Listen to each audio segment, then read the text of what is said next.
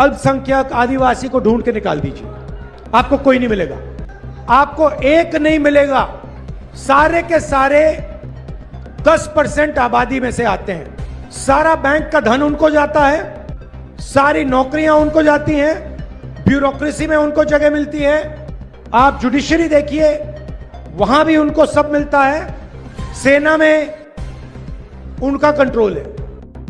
सेना पर बयान से फिर घिरे राहुल गांधी, जिस जगह की टिप्पणी वहां क्या है जातिगत कहानी।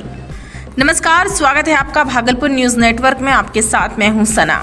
कांग्रेस सांसद राहुल गांधी सेना पर बयान देकर फिर विवादों में घिर गए हैं। उन्होंने बिहार के औरंगाबाद में एक चुनावी रैली को संबोधित करते हुए कहा कि देश की 10% आबादी सेना को नियंत्रित करती है। राहुल गांधी और विपक्ष के अन्य नेता लंबे समय से जाति जनगणना की बात करते रहते हैं, लेकिन ये पहली बार है जब राहुल ने इसमें सेना का जिक्र किया।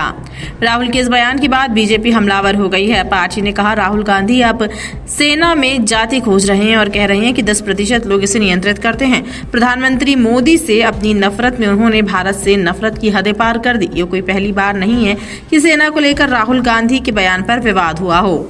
साल 2016 में राहुल गांधी ने प्रधानमंत्री नरेंद्र मोदी पर सैनिकों के खून के पीछे छिपकर और उनके बलिदान पर दलाली करने का आरोप लगाया था। ये मामला कोर्ट भी पहुंचा था, हालांकि राहुल को इससे राहत मिल गई थी।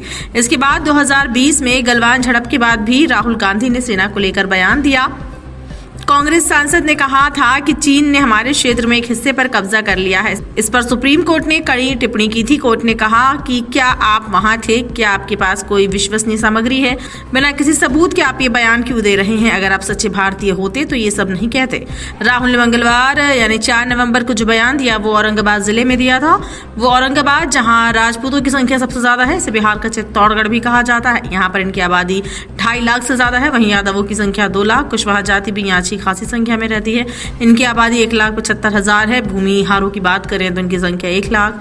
मुस्लिम की आबादी 1,25,000, रविदास 1.5 लाख, ईबीसी 4.5 लाख और पासवान 1.25 लाख की संख्या में रहते हैं। सारे के सारे 10% आबादी में से आते हैं।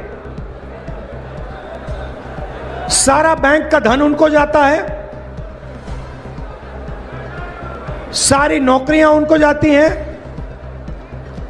ब्यूरोक्रेसी में उनको जगह मिलती है।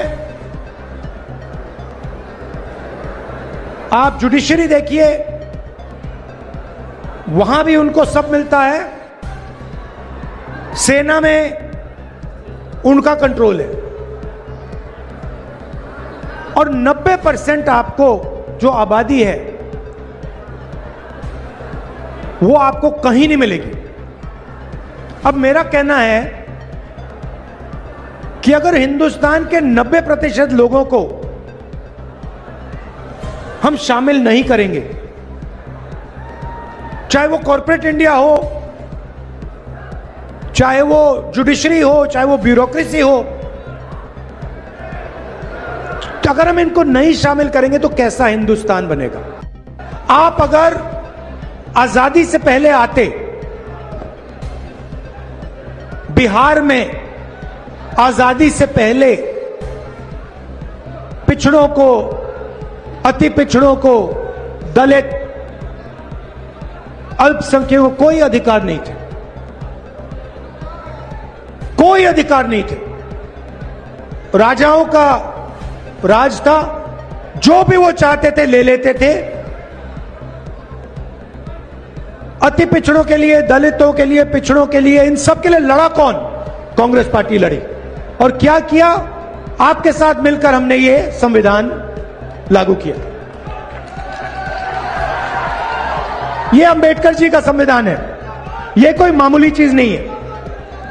इसमें अंबेडकर जी की सोच है, गांधी जी की सोच है, सरदार पटेल, जवाहरलाल नेहरू, सुभाष चंद्र बोस, इन सब की सोच है।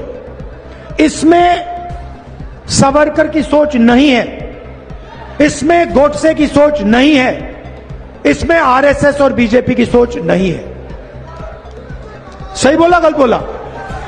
आरएसएस और बीजेपी चाहते हैं कि हिंदुस्तान में 5-10 लोग राज करें और बाकी लोग या भूखे मर जाएं या कुछ ना बोलें।